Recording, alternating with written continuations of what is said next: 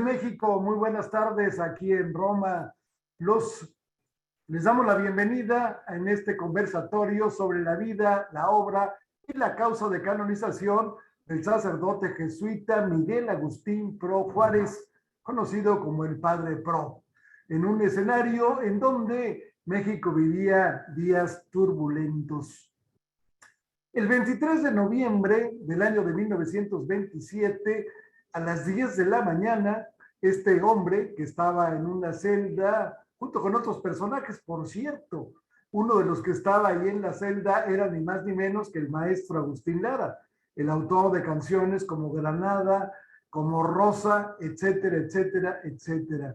Había alguna causa que justificaba que estuviera en la cárcel el maestro. Pero bueno, a esa hora sacan al Padre Pro, lo llevan al patio, él estaba en los sótanos de la inspección de policía que estaba en la confluencia de Paseo de la Reforma y Bucareli en la Ciudad de México, lo llevan al patio de tiro, lo colocan en la pared justamente donde se recibían los disparos de práctica de los policías y ahí le piden que pida su último deseo y él dice simplemente rezar. Y entonces se arrodilla, saca con la mano derecha su rosario, saca su cruz, la besa, la cruz que llevaba siempre en el pecho, reza y exactamente 8 minutos después se oye la descarga, mientras él abre los brazos, se queda en cruz y grita, ¡Viva Cristo Rey! Ese fue el fin de este personaje singularísimo en la vida de México. ¿Cuál fue su culpa? Decían que él había participado intelectualmente en un atentado contra el general Álvaro Obregón, que se perfilaba en aquel entonces como el 13 de noviembre del año de 1927 como futuro candidato a la presidencia de la República, siendo que ya lo había sido entre 1920 y 1924. Él sucedería a Plutarco Elías Calles.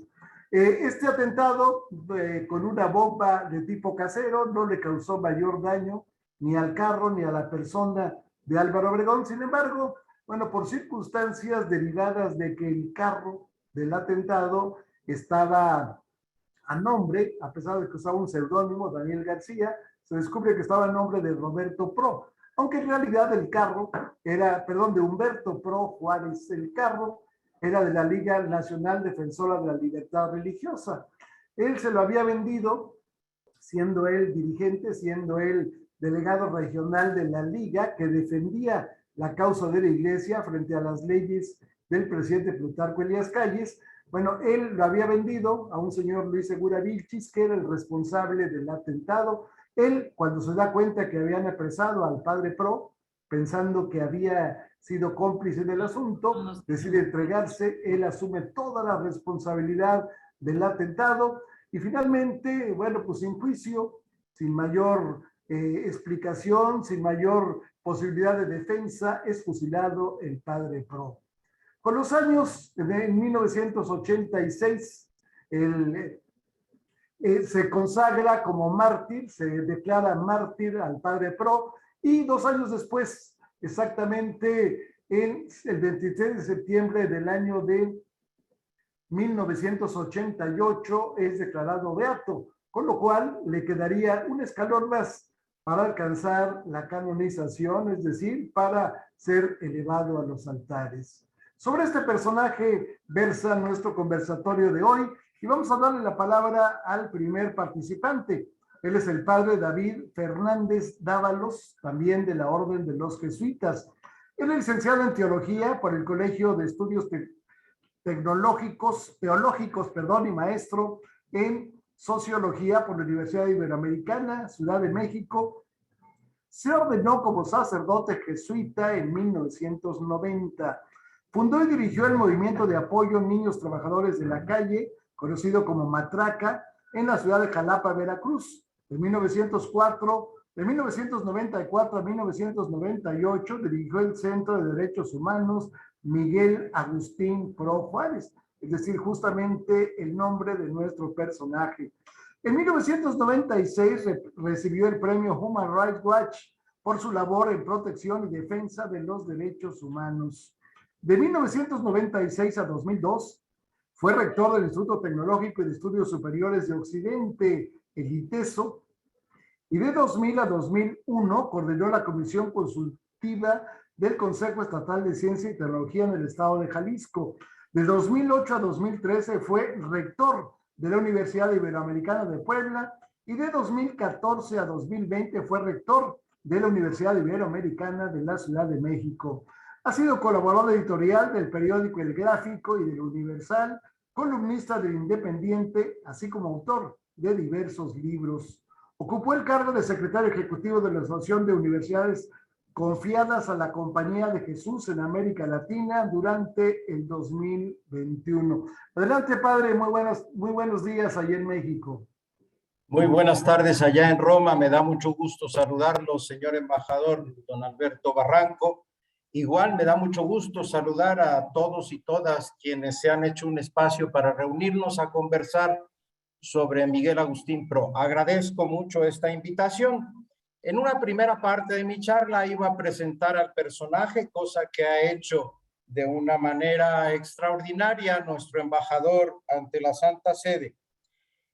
Amplío un poco diciendo que Miguel Agustín era parte de una familia católica muy observante, vinculada a su familia directa e indirectamente con la revuelta de los católicos en contra de esa legislación que ponía trabas a la acción evangelizadora y, según su punto de vista, atacaba derechos y prerrogativas de toda la grey católica. 3 hermanos, Humberto, Roberto y Miguel Agustín, tuvieron una participación diversa en la cristiada. Miguel Agustín lo hizo efectivamente como propagandista de la defensa de las libertades religiosas, como sacerdote activo, una actividad prohibida en ese régimen, como impartidor de sacramentos, celebrante de misas y finalmente recolectaba víveres para las familias de quienes se habían alzado en armas. Sin embargo, su participación, hay que decirlo, siempre fue pacífica y amparada por la ley. Luego de ese atentado contra la vida de Obregón, el presidente Calles vio la oportunidad de escarmentar a aquella parte de la iglesia que criticaba su mandato y que estaba particularmente en contra de que el presidente electo, Obregón, pudiera asumir la presidencia y continuar con la agresión de que se sentían objeto los católicos.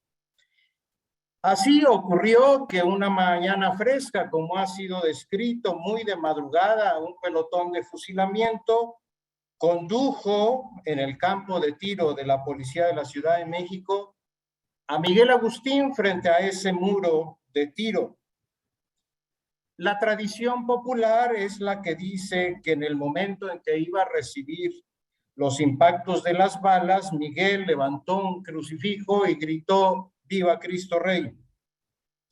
Previo a eso, había pedido tiempo para rezar, se había arrodillado y había ofrecido su vida a Dios. Hay abundantes fotografías que nos pusieron antes de este conversatorio y dan fe de esto que estoy diciendo. Actualmente Miguel Agustín es un santo popular. Ha sido beatificado por la Iglesia, pero si no ha sido canonizado, si no ha llegado a la categoría de santo de manera oficial, es por las implicaciones políticas que todavía tiene su asesinato. Los herederos de los asesinos de Miguel Agustín son parte todavía importante del régimen del gobierno en el país. A lo mejor en un futuro cercano, con los cambios que está habiendo, sea factible pensar en una posible canonización. Pero también hay que decir que Miguel Agustín fue beatificado como confesor, es decir, como sacerdote ejemplar, y no como mártir, es decir, muerto por odio a la fe. Reconocerlo como mártir hubiera implicado condenar a sus asesinos como persecutores de la religión. San Benito, que no están dispuestos a cargar quienes han sido beneficiados por un régimen de dominación que se extendió durante varias décadas en nuestro país.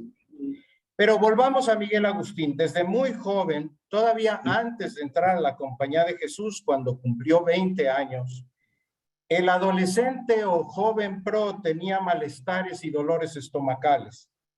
Probablemente se debía a úlceras gástricas mal cuidadas, quizá tenía hernia hiatal. Lo cierto es que con regularidad Miguel Agustín sufría de fuertes dolores en el estómago y ocasionalmente arrojaba sangre al toser, al excretar o al vomitar.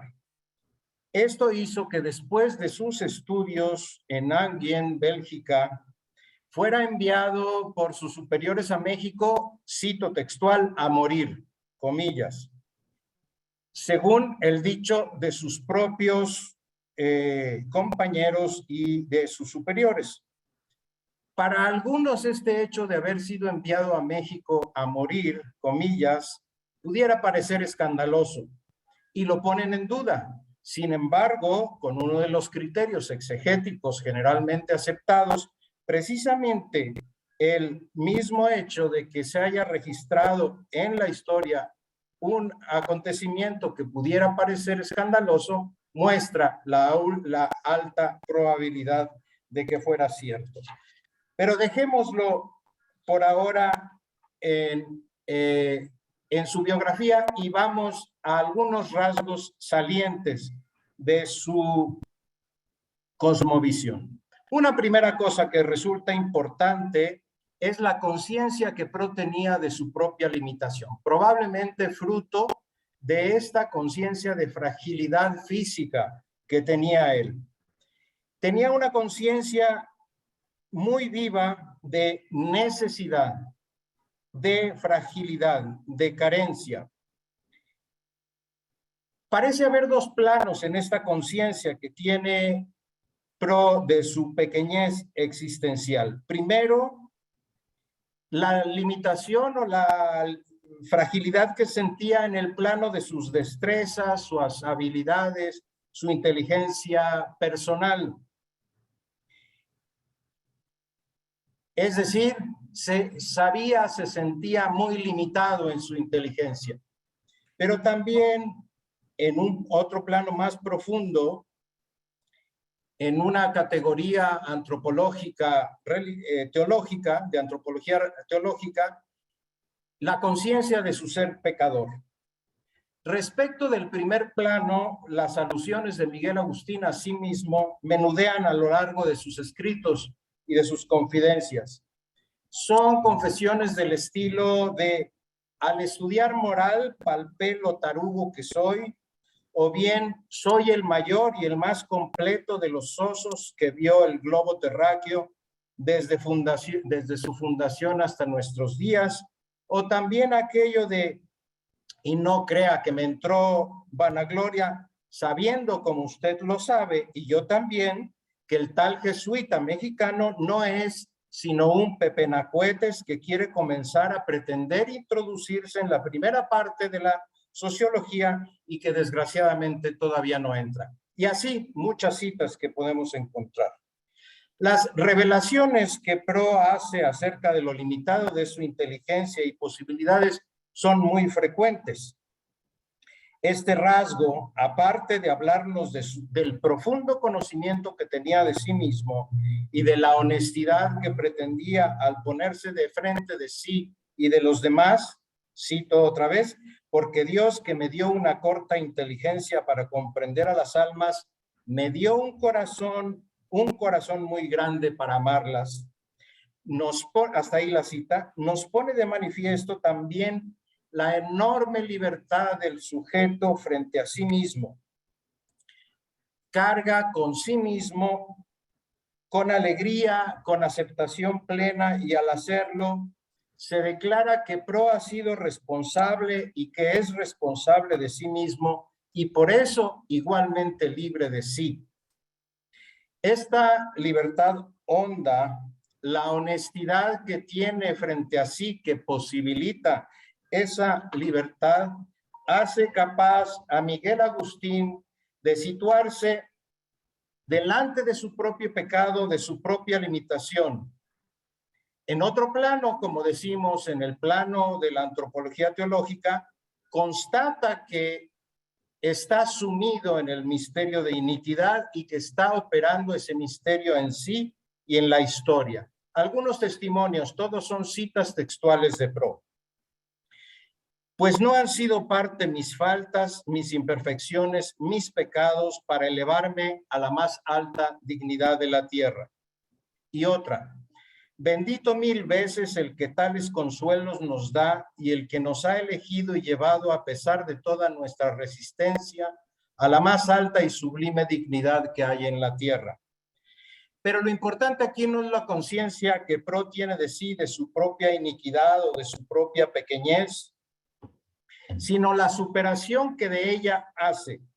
Porque esta conciencia de la limitación y del pecado propio, al igual que la conciencia de su enfermedad, pudieron haberlo llevado a negar la esperanza en la gracia operante desde dentro de la historia personal y de la historia humana, es decir, a cerrarse dentro de sí mismo al egoísmo y a la desintegración, y sin embargo sucedió todo lo contrario. Cito, y a ti, Chucho Martínez, le dice a un compañero teólogo, a quien puedo hablar más interiormente, te digo que ni siquiera puede mi vanidad halagarse en algo, aunque sea lo mínimo, pues toco, palpo lo bueno para nada de mi persona y el fruto que hago. Quiere decir que no soy yo, sino la gracia de Dios conmigo. Hasta ahí la cita.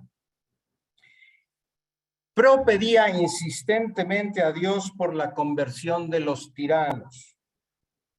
El pecado, la limitación humana eran para él algo realmente profundo, él lo había experimentado, pero podía ser superado por la salvación y la reconciliación entre los seres humanos y consigo mismo. Dice él, el Señor levanta al pobre del estiércol, lo coloca con los príncipes de su pueblo. La alegría de Miguel Agustín, sus frecuentes bromas, su personalidad cantinflesca, dicharachera, encuentran, en mi opinión, su cabal explicación en esta certeza, en esta experiencia de la gracia de Dios y de su perdón, de su sanación. Por eso mismo, en Pro nunca vamos a encontrar actitudes rígidamente voluntaristas frente a la lucha.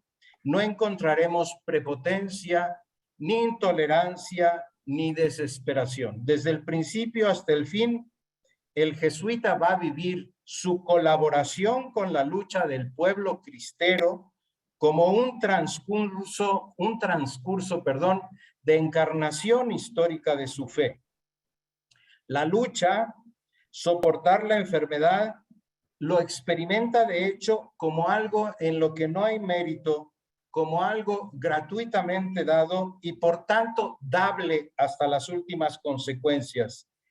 Miguel Agustín nunca exige retribución ni lo mueve la revancha, por eso también podrá siempre perdonar y ser combativamente generoso.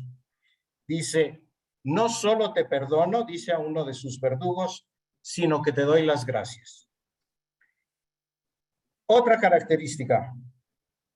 Miguel Agustín es heredero de su tiempo, tiene la teología que el tiempo tenía y que la iglesia tenía en ese momento. Y entonces Miguel expresa con frecuencia también su deseo de ser martirizado. Este es otro dato que nos resulta molesto a la sensibilidad de hoy, o por lo menos incomprensible en el contexto de la posmodernidad crítica que vivimos. Pero Pro vivía aparentemente obsesionado por el martirio.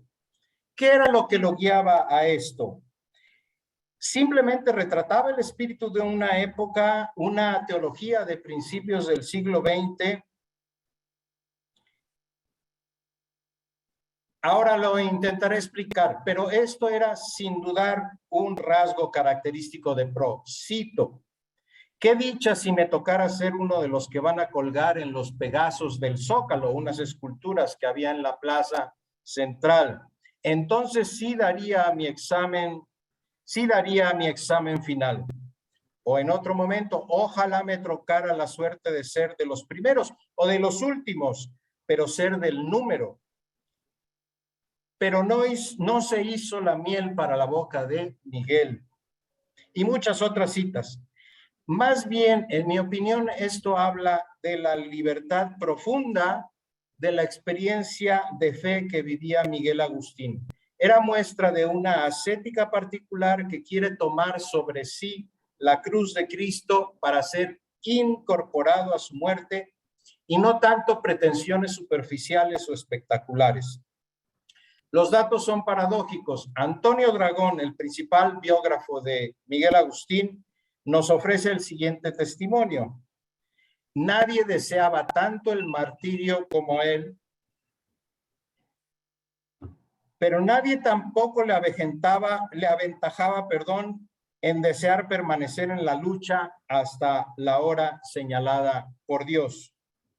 Y así, por ejemplo, estaban también las fotos, numerosas escaramuzas para liberarse de sus perseguidores, la obediencia que debía a sus superiores cuando le ordenaban esconderse por tiempos prolongados, el disimulo de su condición sacerdotal cuando fue apresado con ocasión de la propaganda de los globos. Se acuerdan, arrojaron panfletos en favor de la libertad religiosa desde unos globos de papel. Pro fue detenido y eludió la cárcel porque fingió ser laico, etcétera. Una hipótesis, y luego me voy a las conclusiones, es que muy posiblemente Miguel Agustín, durante los prolongados tiempos de enfermedad y de convalecencia que vivió en Europa, y más particularmente su cercanía con la lucha cristera a la problemática esencial de la muerte, le llevaron a tomar una postura existencial y personal ante la realidad mortal de su existencia. Y que la postura suya no fue otra que la de un sí ante esta realidad. En su libertad profunda, el padre Pro convierte este destino externo y necesario en acción personal y libre al afirmarlo. Esta afirmación extrema se afianza de tal modo en la persona de Pro que se convierte en ascesis cristiana, el abrazar desde sí el tener que ser para la muerte, como también en ese momento Heidegger platicaba de ello. Me voy a una reflexión última sobre la santidad cristiana y el condicionamiento histórico. Pro fue un militante cristero. No se puede obviar esto. Colaboró con los alzados. Lo hizo de manera pacífica, no hay duda. Pero entonces, ¿qué nos dice esto respecto de la santidad cristiana? Lo primero que nos dice es que ni la santidad de la Iglesia, ni la santidad de los santos consiste en cumplir simplemente con un deber perfecto, ético, sobrenatural, siempre igual y estático, que flota por encima de los seres humanos como un ideal invariable que sea continuamente realizado por la multitud de generaciones de cristianos a lo largo de la historia. Pero como todos los hombres y mujeres que han sido canonizados en la Iglesia tienen una auténtica historia, es decir, han vivido infinitos momentos siempre únicos e irrepetibles. Aunque podamos afirmar que la santidad o la esencia de la santidad cristiana sea siempre igual, la tal santidad no sucede como si fuera siempre la misma para todos los tiempos y para todas las personas. Las diferencias entre estos no son solo contingencias temporales, sino precisamente aquello individual y aquello fisonómico que entra con los santos en la eternidad a lo definitivo. La santidad cristiana no es un ser puro, abstracto, sino producto individual, permanente en la contingencia de la historia. Por eso en la Iglesia no hay un culto de la santidad, sino hay un culto de los santos, de las santas. Entonces, a lo que se les recomienda leer a los católicos no es una teología de la santidad, se les recomienda leer la vida de los santos y de las santas.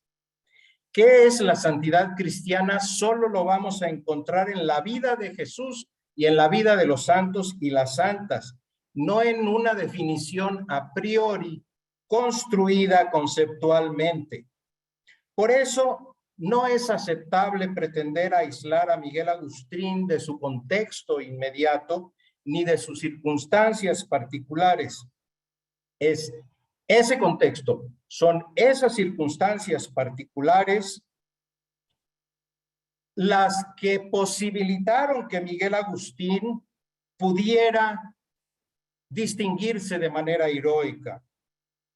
Fue las posibilidades que Miguel Agustín tenía delante de sí en el pensamiento hegemónico de su tiempo, en la teología que él vivía, en los condicionamientos a los que estaba sujeto, en donde le fue dado descubrir el modo de apropiación de la gracia de Dios para él mismo. Lo que vive fue una aventura peligrosa cuya norma no se podía leer sin más en los preceptos de la moral.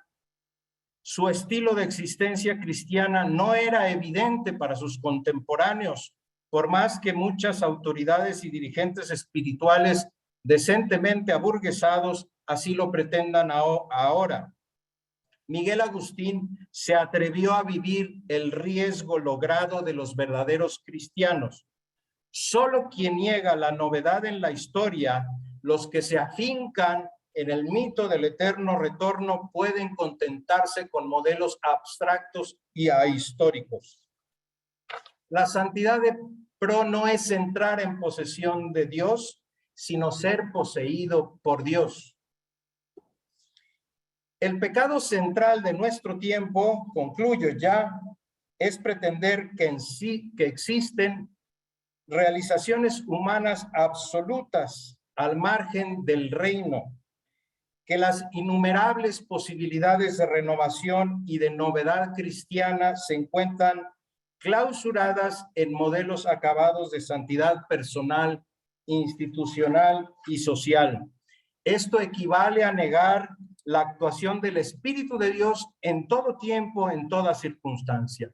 Por eso la memoria de los santos no puede ser propuesta como recuerdo de aquello que agota las modalidades de la vida cristiana, sino como una memoria auténtica, subversiva, capaz de inaugurar tiempos nuevos, actitudes nuevas en nuestros presentes. Muchísimas gracias por la invitación. Muchas gracias al padre David Fernández Dávalos por esta estupenda disertación. En 1917, bajo el régimen del primer jefe del ejército constitucionalista, Venustiano Carranza, se emite una nueva constitución para el país. En esta constitución, 3 artículos por lo menos, el 3, el 27 y el 130, delimitan el papel de la Iglesia y el Estado, creándose lo que se llama el Estado laico. Sin embargo, estos artículos constitucionales no serían reglamentados sino hasta 1926, cuando entra al poder el presidente Plutarco Elías Calles.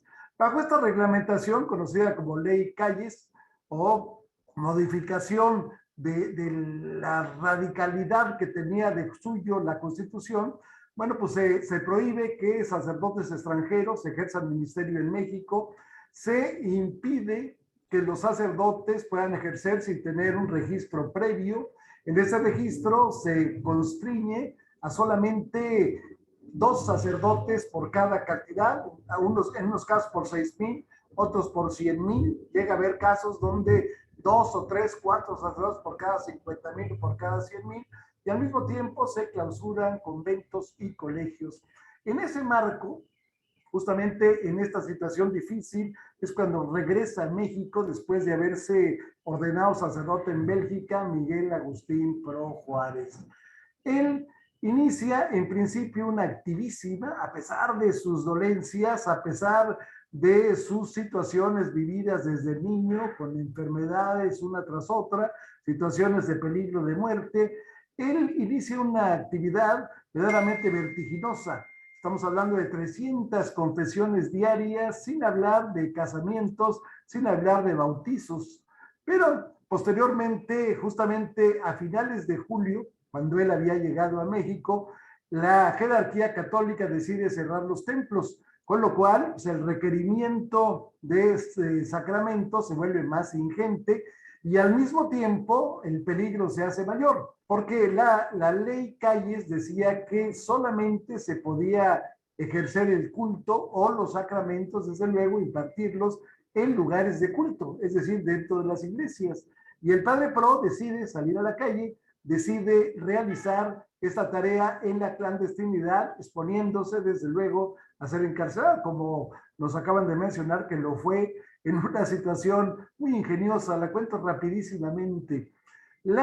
Había un evento en el Zócalo de la Ciudad de México donde el presidente era orador principal, lanzan una serie de globos al cielo y de pronto, pues el presidente piensa que se trata de un acto de parte de la CROM, la Confederación Revolucionaria de Obreros y Campesinos, perdón, la Confederación Revolucionaria de Obreros Mexicanos, y dice, bueno, pues vamos a ver qué pasa. Cada uno de los globos de gas tenía un hilito, ese hilito estaba prendido. En el momento en que llega la lumbre al globo, estallan y aparecen miles de papelitos en contra del gobierno de Calles. Por eso es encarcelado el padre Pro. Pero bueno, él hace su labor bajo una circunstancia muy curiosa. Él se disfrazaba, a veces era un catrín, como decimos, una gente muy elegante con su bastón, a veces era pues un tipo de la ciudad mediano, quizás hasta un poco vago, sacaba su cigarrito, lo prendía, a veces también el policía llegaba, se acercaba a él y pues él con toda tranquilidad le pedía un cerillito para prender su cigarro. Bueno, ese padre Pro se define así: zacatecano, hablador, barrotero, sinvergüenza, pelado, guarachudo, que huele a pulque y escupe por el colmillo. Escupir por el colmillo era realmente algo digno de gente de mala estofa, como diríamos en México. Bueno, el padre Pro así se define. Es un hombre que, a pesar del peligro, vive con humor, vive con una situación como si no le pesara absolutamente nada, a pesar que para aquel entonces las confesiones, los actos sacramentales eran realmente peligrosos y al mismo tiempo, bueno, pues era numerosa la gente que les reclamaba. Vamos a escuchar ahora a Carla Aceves Pérez. Ella es coordinadora del museo que está dedicado al Padre Pro, a un costado, dentro de parte de la estructura de la Iglesia de la Sagrada Familia, que está en la colonia Roma, exactamente en la calle de Orizaba. Ella durante mucho tiempo ha estado estudiando la vida, ahí se maneja un acervo importantísimo de lo que fue el Padre Pro. Adelante, Carla. Muy buenas tardes. Buenas tardes en Roma, buenos días en México. Ella es egresada de la Escuela de Comunicación de la Universidad Marista de la Ciudad de México y tiene estudios pastorales en Escuela Sede Sapiensi de la Universidad Católica Lumen Gentium y de Gestión Cultural de la Universidad Iberoamericana. Ha colaborado en la Parroquia de la Sagrada Familia y con la Compañía de Jesús en el área de comunicación desde el año de 2005. Y en 2010, justamente cuando se crea este museo en favor del Padre Pro, ella se convierte en la directora. Adelante, Carla, muy buenos días allá en México. Muchas gracias, Alberto. Un gusto volver a verte, aunque sea de modo virtual. Y gracias a todos, es un placer ver rostros amigos y les pido que me permitan compartir pantalla para ir platicando un poco de lo que tenemos en este gran museo del Padre Pro.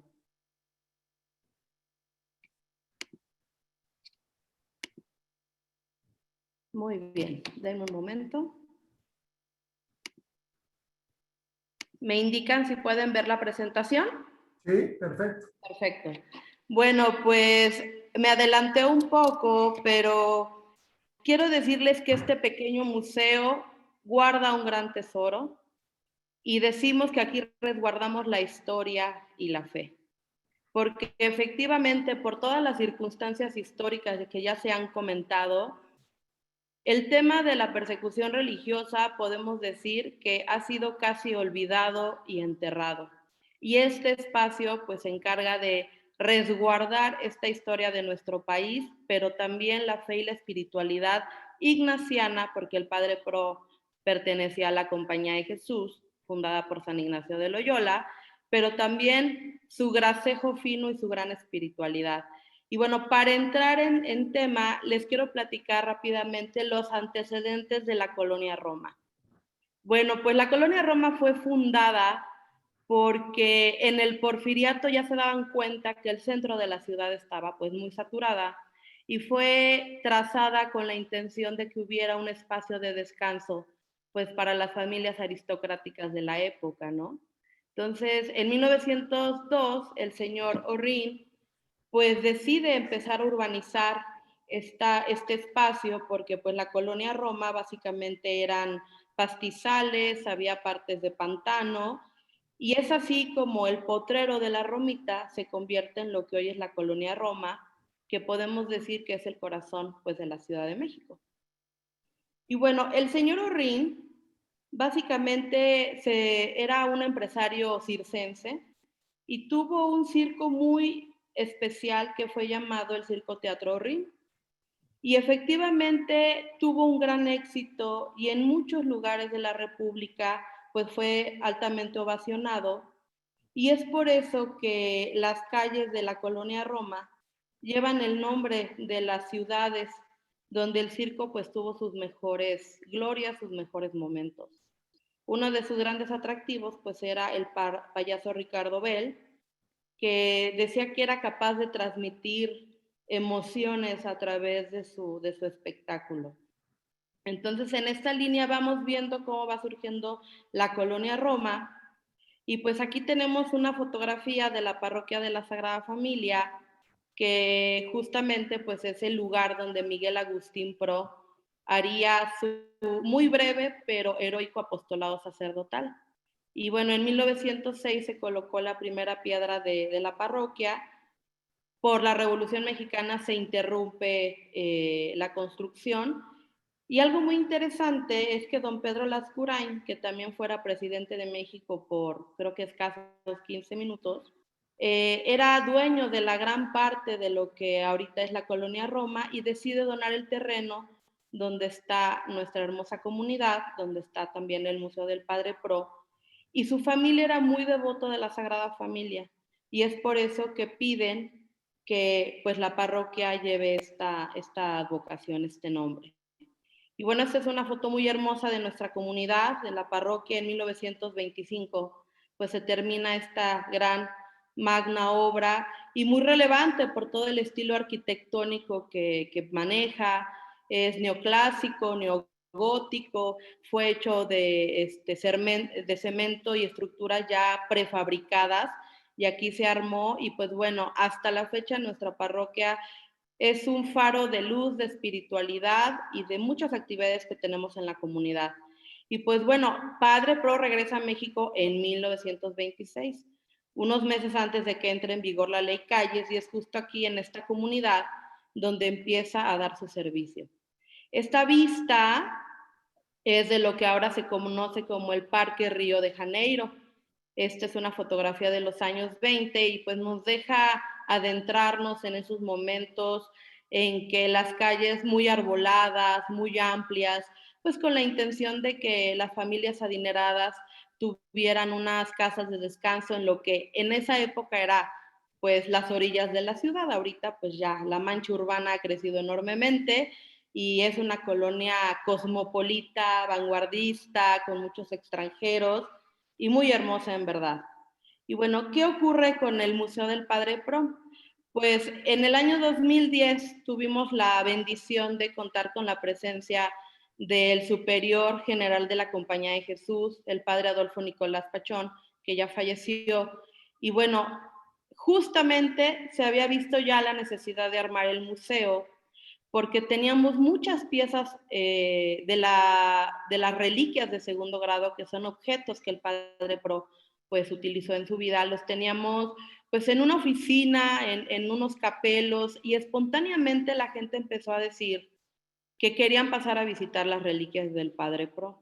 Entonces se ve la necesidad de crear ese museo, y a propósito de la visita del padre Adolfo, pues ya estábamos terminando de hacer toda la curación, toda la museografía, y decidimos pues que aprovechara y que bendijera la obra. Y esto fue justamente hace ya 12 años, en el 2010. Y bueno, ya entrando de lleno en la vida del padre Pro, comentaba a nuestro señor embajador Alberto que sí, que el padre Pro le gustaba disfrazarse, pero evidentemente esto era fruto de la creatividad, de un gran celo apostólico que tenía el padre Pro, por lo que él llamaba cariñosamente la gente de Pro, aquellos que eran descartados de la sociedad, que eran olvidados y que no eran muy considerados. Debemos saber que pues en esa época ser católico casi era un crimen, y las personas perdían su trabajo y su modo de vida pues por ser congruentes y leales a su fe. Entonces, pues Miguel dice, yo tengo que continuar con mi negocio de almas, ¿no? Y en medio de esta persecución, pues decimos que es bajo 1000 disfraces un santo. En la primera foto lo podemos ver con este famoso atuendo de Catrín, de hombre elegante. Efectivamente tenía el vicio de fumar. Y hay una anécdota muy, muy chistosa que comparten en el libro de vida íntima del Padre Dragón, que ya David también nos ha compartido. Y dice así: se enseña aún en Paseo de la Reforma, la más amplia avenida de la Ciudad de México, cerca del Monumento de la Independencia. Una banca de piedra en la cual se solía sentar el padre Pro para tomar el fresco es su lugar de confesión. Los fieles sabían que había escogido aquel lugar para recibirlos. A intervalos, los paseantes se acercaban al padre, trataban conversación con él, fumaban un pitillo, se sentaban a su lado y finalmente hacían su confesión, bajo la vigilante protección de un gendarme apostado en la esquina. Esta era su audacia, era su celo apostólico. Entonces, él mismo lo dice: a pesar de la estricta vigilancia de la policía secreta, a pesar de que hay en la ciudad más de 10,000 agentes, confieso, bautizo, bendigo matrimonios, llevo el santo viático a los moribundos. Y bueno, ese atuendo lo tenemos resguardado aquí en el Museo del Padre Pro, y a todos los visitantes pues les parece muy curiosa este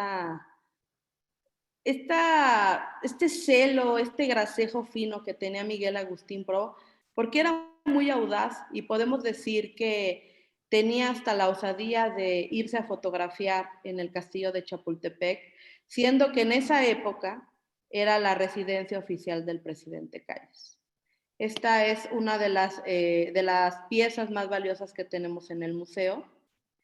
Y bueno, la siguiente también es una de las piezas que más llaman la atención, porque es su casulla reversible y el altar portátil.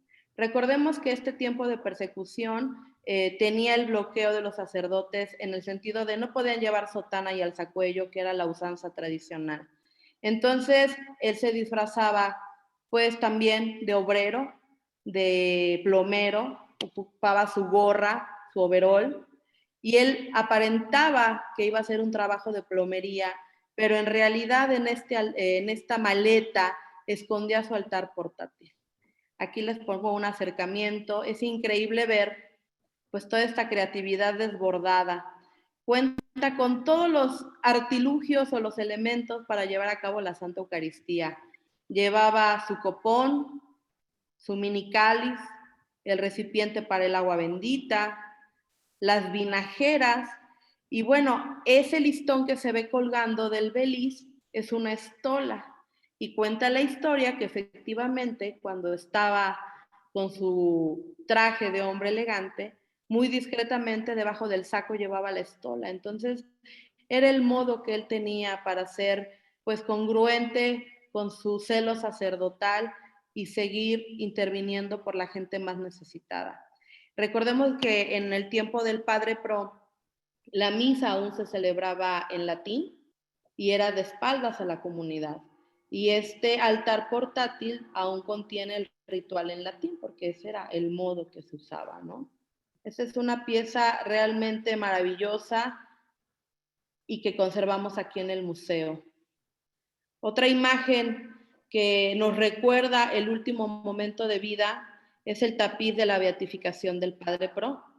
Este tapiz fue develado en la Plaza de San Pedro cuando el ahora San Juan Pablo II declaró al mundo que el Padre Pro pues era beato, que era una persona alegre y que ya gozaba de Dios. Este tapiz estuvo mucho tiempo en el seminario conciliar de la Ciudad de México y con la reapertura con la apertura del museo empezamos a buscar muchas cosas que estaban por ahí regadas y nos lo donaron.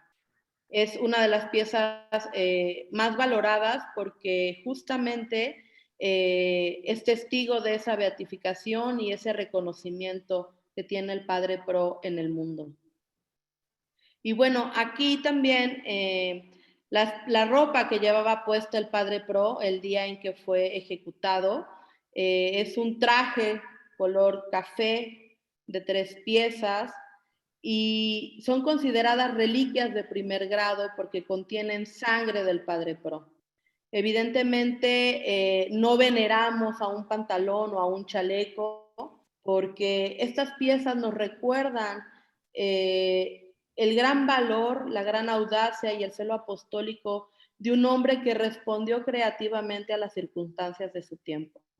También tenemos un pañuelo que es con el que su hermana Anita Pro, cuando ya les entregan el cuerpo después de que ejecutan al Padre Pro, a su hermano Humberto, a Luis Segura Vilchis, a Juan Tirado, al Padre Pro le dan el tiro de gracia en la cabeza y su hermana Anita, que iba con una canasta cubierta con un pañuelo para llevarles el desayuno, pues en un gesto de amor solo alcanza a limpiarle el tiro de gracia con ese pañuelo y lo tenemos aquí resguardado en el museo. Otra de las piezas muy especiales que tenemos es esta escultura relicario que fue diseñada por la artista Rosario Rosas. La intención de esta escultura fue sacar a pasear al casi santo. ¿Por qué? Porque hay una gran devoción en la Ciudad de México, en México y en muchas partes del mundo hacia Miguel Agustín Pro, pero también tenemos que reconocer que las nuevas generaciones ya no son tan cercanas a la fe y por la circunstancia del tema de la guerra cristera, muchos, inclusive católicos, desconocen este capítulo de la historia de nuestro país. Entonces, vimos la necesidad de llevar al Padre Pro a las comunidades. Este relicario fue bendecido por el entonces arzobispo, el cardenal Roberto Rivera, e iniciamos un peregrinaje con esta escultura que trae en el corazón una reliquia de primer grado del Padre Pro, un fragmento ex ossibus de los huesos del mártir, y bueno, porta sus grandes símbolos, ¿no? El crucifijo con el que moriría. Siempre musitando, vemos las fotografías del martirio y las narraciones de ese tiempo cuentan que él no quiso que le vendaran los ojos, que musitaba su oración y con gran valor gritó, ¡viva Cristo Rey! En otra mano llevaba un rosario y es por eso que esta escultura cuenta con estos elementos. Y en este peregrinaje que duró poco más de 4 años, nos dimos cuenta de la gran devoción y de las memorias que la gente todavía conserva de ese tiempo de persecución religiosa. Y muchos se acercaban con gran fe a pedir la intercesión del Padre Pro, porque, como sabemos, le hace falta un milagro para ser declarado santo. Y bueno, quiero compartirles algunas fotografías de los visitantes que hemos tenido en el Museo del Padre Pro. Aquí están unos amigos de Alemania. Estas ya son un poco más recientes, ahorita en modelo pandemia, nos han visitado de Estados Unidos, de Francia, de Argentina, de muchas comunidades religiosas que vienen especialmente buscando fe. A mí me impresiona recibir a la gente aquí en el museo y que me dicen, Carla, es que México es el guardián de la fe católica. Y les parece realmente surrealista que en un país donde hubo aparición mariana, como lo es tan relevante la aparición de la Virgen de Guadalupe, cómo después hubo persecución religiosa. Yo les digo, bueno, Salvador Dalí solía decir que México era el país más surrealista y esta es una de las pequeñas muestras que podemos ver. Grandes seminaristas, hermanas de la caridad, visitan frecuentemente el museo por dos situaciones. El padre Pro escribió una oración muy profunda a la Virgen de los Dolores. En esta oración le dice a la Virgen que no quiere acompañarla en el pesebre y estar en sus brazos como el niño Jesús, sino que él quiere estar con ella al pie de la cruz, sintiendo su dolor, acompañándola. Y bueno, sabemos la sed de martirio que tenía Miguel Agustín Pro. Entonces, esta oración llegó a manos de Madre Teresa de Calcuta y a Madre Teresa le encantó la oración. Entonces pidió que esta oración estuviera presente en todos los libros de oración que les entregan a las novicias cuando recién van a entrar a su formación para ser hermanas de la caridad. Y esto lo comparto porque yo digo que los santos son amigos y van de la mano. Y compartiendo más imágenes les puedo platicar que vienen los peregrinos deseando tener una experiencia de fe profunda que les inspire en su hoy, en su presente, que les inspire a tener valor para vivir su fe en un mundo en el que vemos que el mal está pues algo desatado, ¿no?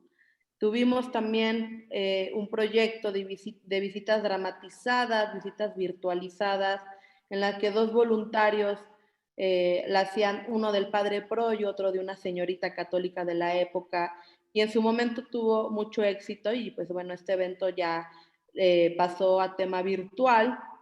Y aquí les comparto los países de los cuales hemos tenido visitantes. Son 21 países. Y con esto quiero hacer el comentario de que el padre Pro pues se salta la norma porque se dice que cuando una persona es declarada beato, beata, puede tener veneración local, es decir, en el lugar donde nació, en el lugar donde murió. En el caso del padre Pro pues aplica aquí en México, ¿no?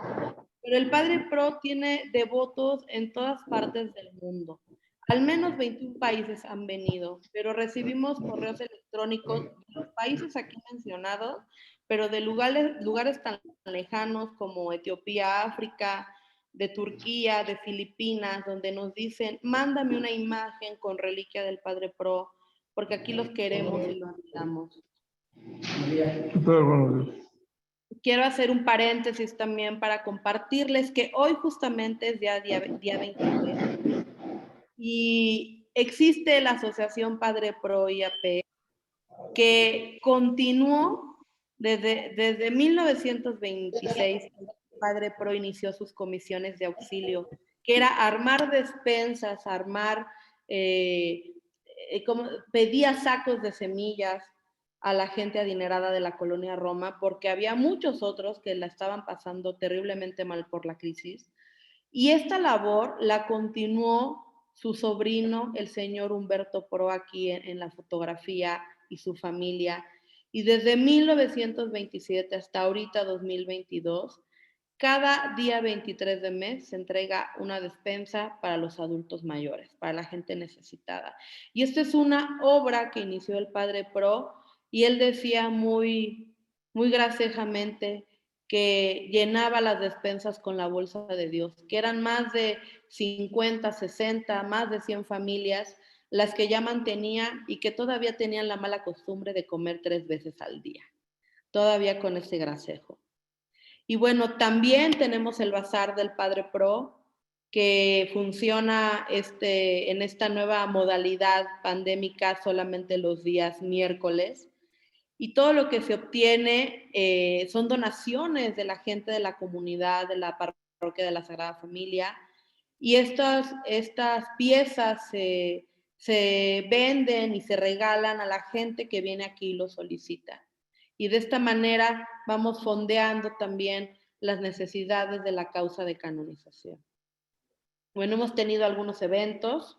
Cuando estuvo la película de Roma, pues se puso de moda la colonia y en la parroquia pues fue un lugar muy central, muy importante y nos pedían pues tener aquí algunas transmisiones. Inclusive aquí, Alberto, estás en algún momento cuando nos visitaste con el programa Leyenda Urbana que le dedicaste al Padre Pro. Y bueno, esto es un poco de lo mucho que les puedo compartir del museo. Les paso la dirección. Estamos en la calle Orizaba, esquina Puebla, en el corazón de la colonia Roma. Y estas son nuestras redes sociales para que nos sigan.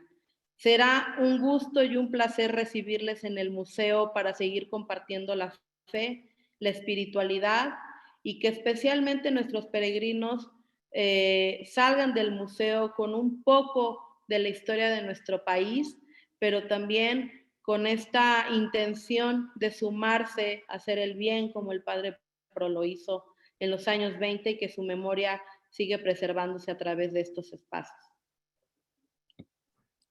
Muchas gracias, Carla, por esta visita virtual al Museo Extraordinario del Padre Pro en la Ciudad de México.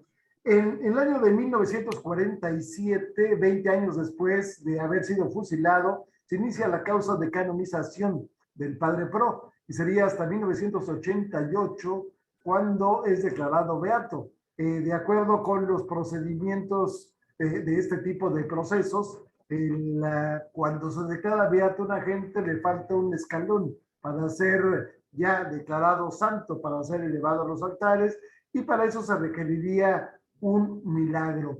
Pero yo diría que la vida del Padre Pro es un milagro, un hombre que finalmente estaba destinado para la pastoral de los obreros, habiendo él trabajado con su padre en la mina, en una mina en Zacatecas.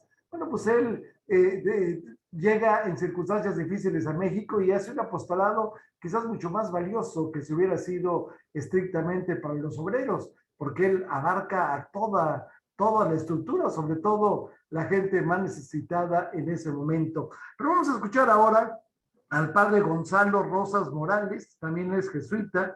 Él es justamente el vicepostulador de la causa de canonización del Padre Pro. Él ingresó a la Compañía de Jesús el 13 de agosto de 1978.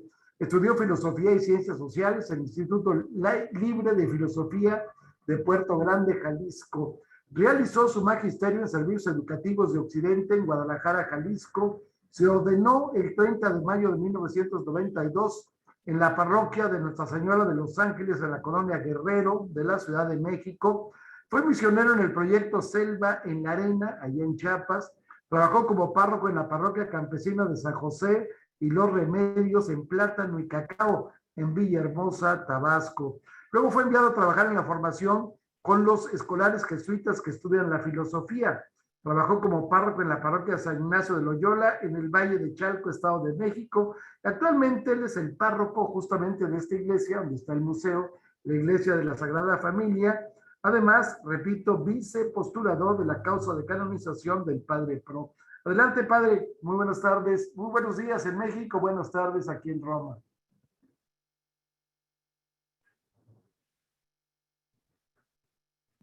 No se oye, Gonzalo. Está silenciado. Desde hace 8 años recibí 2 encomiendas de parte de mi padre provincial. Me mandaron a dar mi servicio aquí en la parroquia de la Sagrada Familia, en la colonia Roma, como párroco, pero también me invitaron a ser el vicepostulador de la causa de canonización de nuestro hermano el Padre Pro. ¿Qué les puedo platicar? Que es impresionante, es una experiencia de fe que conmueve el corazón ver que un sacerdote que enviaron de Bélgica a nuestra provincia a que muriera aquí, ver cómo la obra de Dios y de María Santísima, porque el padre Pro se fue a dar una visitada al santuario de Lourdes y le pidió a María Santísima que ya que lo dejaban regresar a su casa, a su tierra, pudiera ejercer su ministerio sacerdotal. Él llega aquí a México el 7 de julio del 26 y solo en 1 año y 4 meses que se entregó, no tenía ni un rasgo de enfermedad, se entrega con todo su ser a anunciar a Jesús, a anunciar a Cristo en medio de un pueblo que está siendo perseguido, que está siendo acusado, que está siendo multado, que está siendo agredido en su fe religiosa. Y el padre Pro llega como un símbolo de esperanza a nuestra ciudad, a nuestro México. En 1 año y 4 meses va a alcanzar este mérito de dar su vida y derramar su sangre por Cristo. ¿Qué fue lo que distinguió al padre Pro? Fíjense, él cuando llegó a México, inmediatamente fue a ver al padre provincial, Luis Vega en ese entonces, y el padre provincial le dice, padre, la situación está muy difícil, tiene usted 3 opciones, o deja el ministerio y se va y ya sigue su vida como laico, y ya en una vida sin problemas o sin tantos problemas, o se esconde y como muchos sacerdotes que se resguardaron ante la persecución, o arriesga usted su vida y por Cristo y se pone a servir al pueblo. El padre Pro le dijo al padre provincial que para cuándo eran los hijos de Loyola. Y entonces el padre Pro asume este compromiso que ya nos han platicado muy completo de dedicarse incansablemente a trabajar por el bien de su pueblo, ¿no? ¿Qué hace el padre Pro? Fíjense, es el desafío de todos los que creemos, de todos los creyentes, que vivir nuestra fe, pero totalmente comprometida con nuestra vida, y no caer en esa gran tentación que es decir que creo en algo, pero vivo otras cosas o muy distanciado. Y el padre Pro dice, me comprometo, asumo los riesgos, es un servicio sacerdotal clandestino. La colonia Roma y todos los alrededores están llenos de anécdotas de familias que ofrecieron sus casas para celebrar su fe, Eucaristías, sacramentos, en fin, todo lo que ya escuchamos. También generó las estaciones eucarísticas. El pueblo católico, 90% del pueblo de México en ese tiempo era católico, necesitaba recibir a Jesús sacramentado. Él crea las estaciones eucarísticas. La gente se avisaba, llegaba el padre y repartía la Sagrada Comunión a todos los que querían sentirse acompañados por Dios en este tiempo de persecución. Misas y sacramentos a la catacumba, decía el padre Pro. También da ejercicios espirituales, pláticas, es incansable, acompaña a los jóvenes de la Liga para la Defensa de la Fe. También esto que nos decía Carlita de las despensas para las gentes que eran despedidas por ser católicos y se quedaban con muchas limitaciones. También hacía jornadas de confesiones, tenían que pararlo del confesionario al padre Pro, porque si no se le olvidaba comer, porque si no, no desayunaba. Realmente es un testimonio. Entonces, para mí, esto es algo que le da un gran mérito al padre Pro. Unió su fe en Dios con su vida, encarnado en la historia de su pueblo que estaba viviendo este tiempo de persecución. Recordemos que el padre Pro, desde noviciado, tuvo que ir al extranjero. Ya no pudo estar con su familia. Vivió una gran carencia de amor a su patria, de amor a su pueblo y sobre todo también de amor a su familia. Y evidentemente sabemos que él se ordena en Bélgica en agosto del 25 y el padre superior y el rector del seminario allá toman la decisión de mandarlo a que se viniera a morir. Pasa por Lourdes y llega y a trabajar como increíblemente dando un gran testimonio de fe. ¿Por qué les platico esto? Porque esto va a ser lo que provoque que este pueblo, esta ciudad, se sintió acompañada por el padre Pro, por otros sacerdotes que renunciaron a su seguridad, renunciaron a su protección personal por desvivirse, por servir a Cristo. Como muchos jóvenes, como muchos católicos que siguieron adelante. Bien, esto desata una devoción popular que nunca esperamos. O sea, yo creo que los jesuitas nos vimos rebasados cuando nos enteramos, porque vimos las fotografías en ese tiempo, los padres, los compañeros del padre Pro, se dieron cuenta y fue una noticia que la ciudad se cimbró. Y la prueba de ello es cuando fue su entierro, fueron miles de personas las que acompañaron al padre Pro y a su hermano Humberto, a Luis Segura Vilchis, que fueron fusilados junto con ellos, ¿no? Pero en un país que ya está en persecución, que está prohibido hacer manifestaciones religiosas en la calle, este entierro fue impresionante. Cuenta la tradición que fueron acompañados con cantos totalmente religiosos, y esto fue una sacudida para la Ciudad de México en ese entonces, porque realmente salió afuera toda esa necesidad del amor a Dios en el amor al prójimo. Entonces el padre Pro fue sepultado en el Panteón de Dolores. Ahí la Compañía de Jesús, la provincia mexicana, tiene su cripta. Ahí, en ese entonces, ahí depositaban a los jesuitas que iban muriendo, y ahí se depositaron los restos del padre Miguel Agustín Pro. ¿Qué empezó a suceder? Que todos los días 23, sin que nadie dijera, el pueblo empezó a acudir y empezó a ir, abrían la cripta, y todos los días aparecían flores frescas, una veladora nueva, alguien puso una mesita con la foto del padre Pro. Y este altar que está, es el interior de la cripta de la Compañía de Jesús, empezaron a aparecer papelitos de agradecimientos, de peticiones de favores, en fin, una serie de peticiones y de testimonios de gente que iba espontáneamente y porque sabían que allí estaba el padre Pro, sus restos, a pedir su intercesión ante Dios, ¿no? No era ni beato ni nada, pero esto fue algo que fue siendo muy notable, y todos los días 23 de noviembre de todos los años desde el 1928, empezó a haber una procesión. Aquí esta fotografía donde está el corazón con flores, es donde está ahora el edificio de la Lotería Nacional. Ahí estaba la comandancia, donde estaba el campo de tiro, donde vimos anteriormente que fue fusilado el padre Pro. Todos los años se convocan miles de personas y vienen en procesión hasta la parroquia de la Sagrada Familia, donde el padre Pro dio su servicio.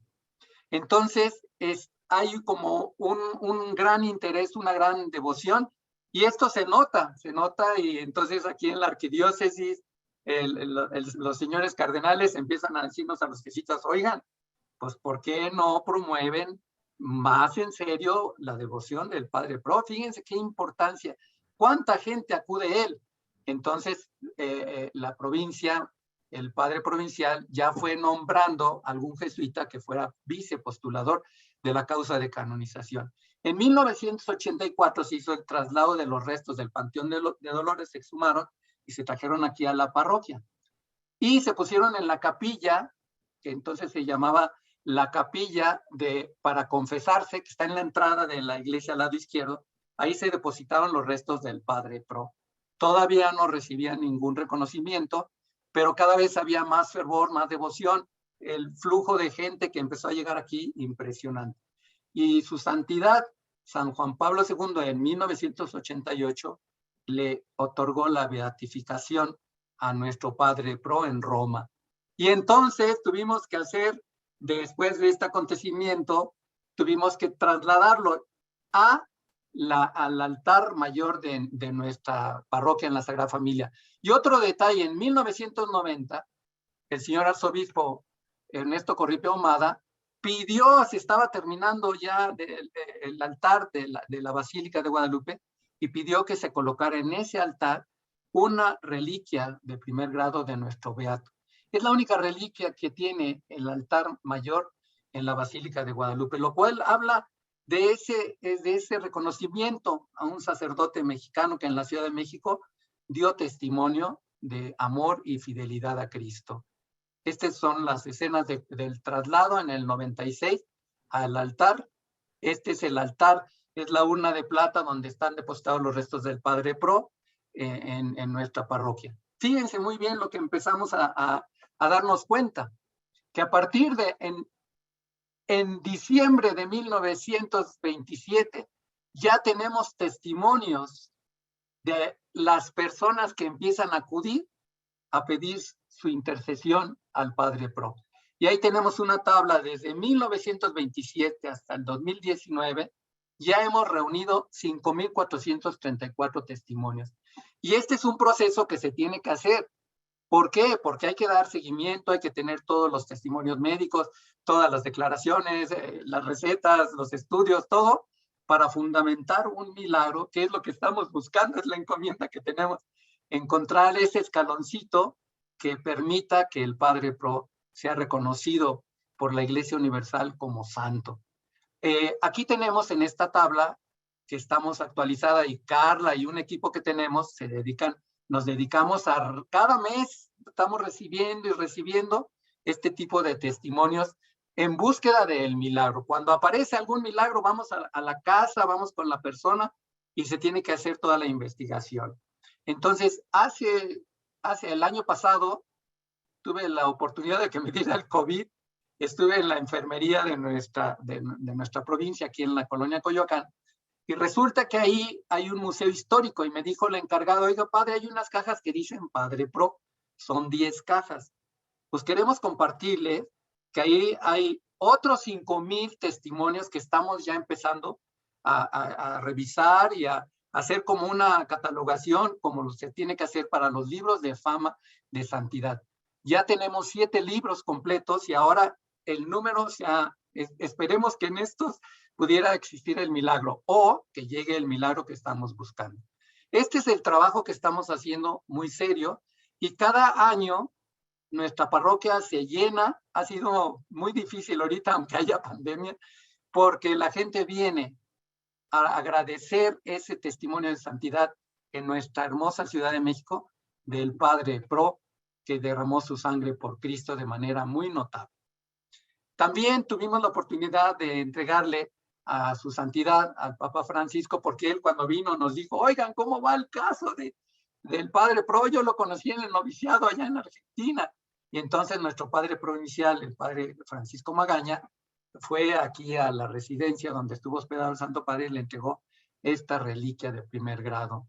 También queremos compartirles que es impresionante con la devoción. Se van abriendo parroquias, rectorías en diferentes partes del mundo, y vienen y nos piden la reliquia como que nos enseñó Carla, como la que está en el museo, y que estos países, 17 países, ya hay parroquias, ya hay iglesias donde se venera a nuestro beato Miguel Agustín Pro.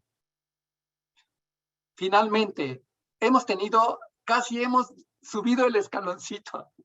En enero del 97 tuvimos el caso del niño José Luis Guerrero, que tuvo un accidente terrible allá en Coahuila. Salió por enfrente del parabrisas. El niño estaba muy lastimado y su familia inmediatamente lo encomendó al Padre Pro.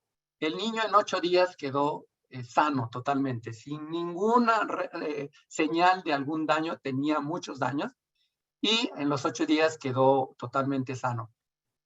Pasamos el proceso diocesano y íbamos a ir a Roma, pero se nos sugirió que consultáramos a la Comisión Médica en el Vaticano.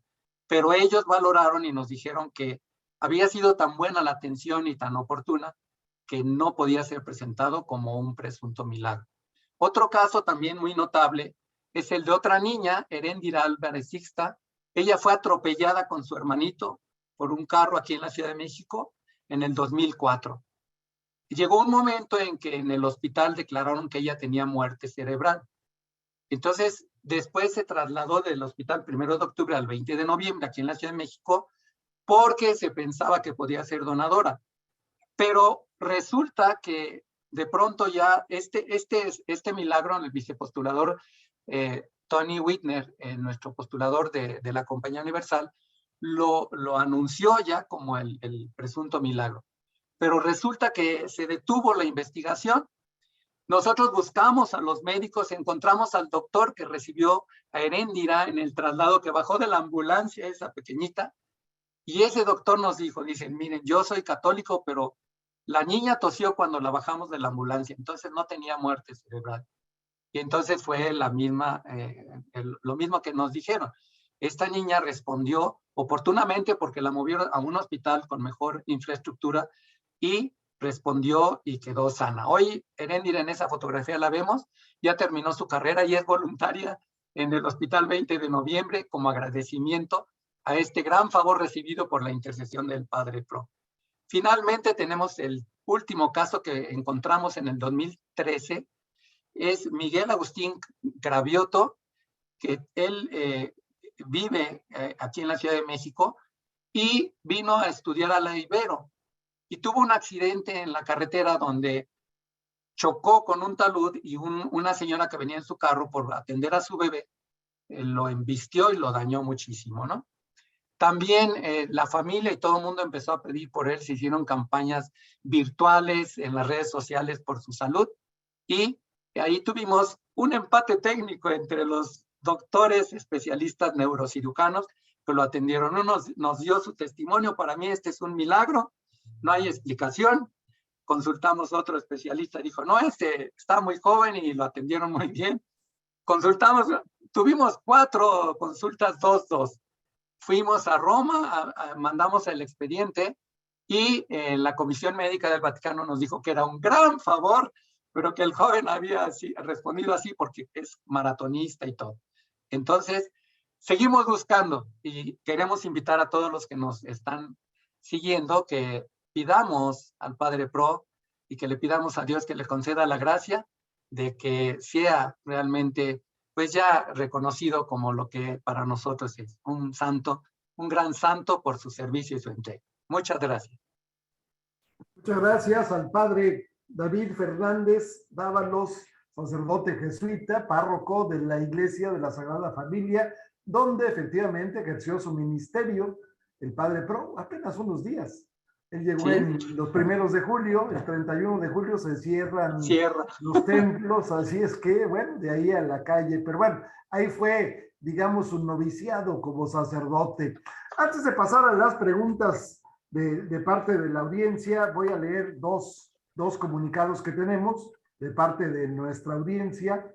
Dice, soy el Padre Pro, sobrino nieto del Padre Miguel Agustín. Agradezco la presentación. Quería aclarar que el coche en el que se perpetró el atentado contra Obregón no pertenecía a Humberto. Esto es algo que la policía propagó para culparlo.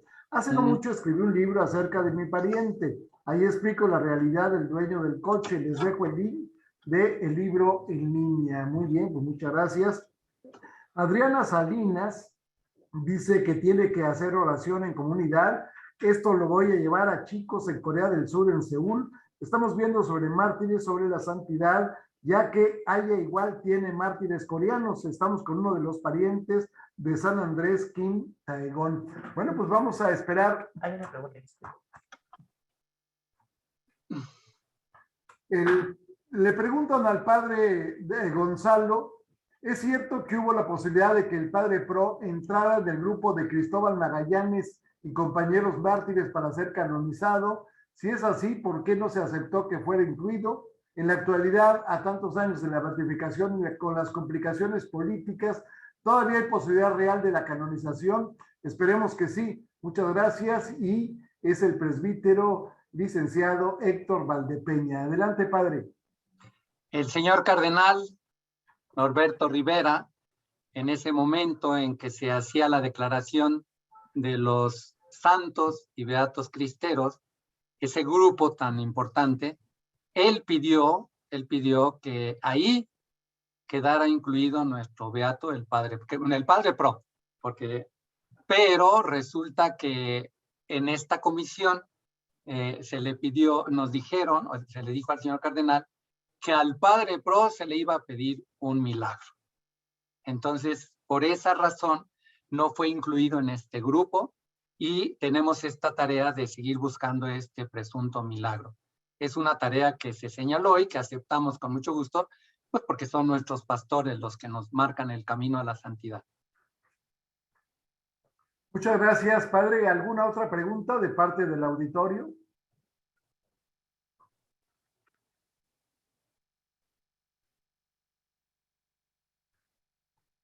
Las misioneras clarisas dicen: agradecemos muchísimo al señor embajador Alberto Barranco por esta hermosa tarde cultural religiosa. Muy contentas de escuchar a los expositores y particularmente al padre Gonzalo Rosas, que es hermano de una misionera clarisa en Japón. Así es. Saludos. Saludos. Bueno, pues yo quiero agradecer a los señores embajadores ante la Santa Sede que se han conectado a este evento, la embajadora de Argentina, el embajador de Cuba, el embajador de Honduras, el embajador de la República Dominicana, el embajador de Paraguay ya no está en funciones, pero desde Paraguay nos está participando en este conversatorio, también el embajador de Uruguay ante la Santa Sede y los encargados de negocios, encargados de la embajada de Nicaragua y de Venezuela. También agradecemos la presencia de Silvana Pérez, él es directora de la edición en español del Observatorio Romano. Está también con nosotros el padre Víctor Ulises Vázquez Moreno, rector del Colegio Pontificio Mexicano. Está con nosotros también el padre Agustín Hernández Vidales, él es rector magnífico de la Pontificia Universidad Antoniana.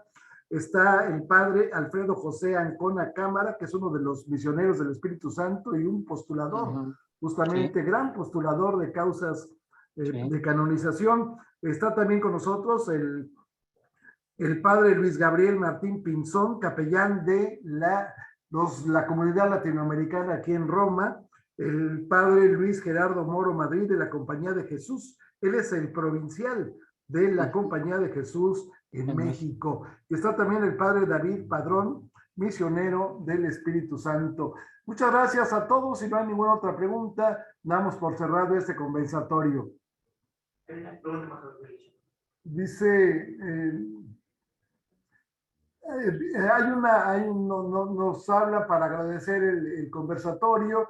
También nos dicen un saludo de los caballeros de Colón del Consejo San José en Zapotlán, 3338 Ciudad Guzmán, Jalisco, de San Tranquilino, Ubiraco. Y luego Jessica Pro nos dice: muchas gracias por esta actividad. Le pido al padre Pro que haga una de las suyas y nos ayude a acercarnos más a Dios. Muy bien. Marinelli dice: cuando mi mamá se estaba muriendo de cáncer, yo le pedí con mucha fe al padre Pro el milagro y me lo concedió. ¿A dónde puede escribir para exponer lo que sucedió? Bueno, pues el padre tiene la palabra otra vez. Carlita, ¿nos das el correo?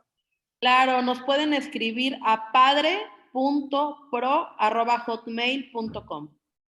Y pueden seguir también en las redes sociales del Padre Pro, que es Facebook y YouTube, como Padre Pro SJ.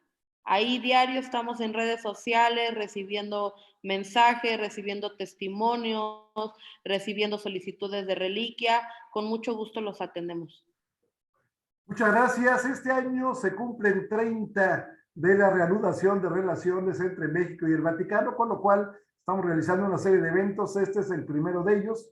Vamos a hablar también de los misioneros mexicanos que tienen presencia internacional, religiosas, a veces poco conocidas, pero que han hecho una labor que las ha llevado a muchos lugares del mundo con comunidades, y no solamente eso, sino colegios, hospitales y demás. De todos ellos vamos a hablar para dar un pormenor, para dar una idea de lo que ha sido la comunidad católica en México en su desarrollo, y desde luego también la relación entre México y la Santa Sede.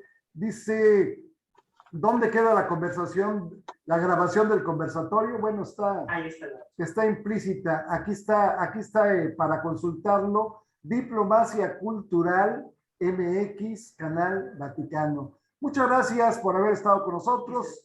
Nos vemos. Por favor, levanten la mano para despedirnos. Nos vamos a despedir todos. Gracias, embajador Barranco. Bendiciones a todos. Muchas gracias, señor embajador. Gracias. Gracias a todos. Gracias. Gracias a todos. Nos vemos, Carla. Gracias. Muchas gracias. Gracias a todos. Muchos rostros amigos. Qué gusto verlos. Gracias, hasta luego. Gracias por la invitación. Gracias. Gracias.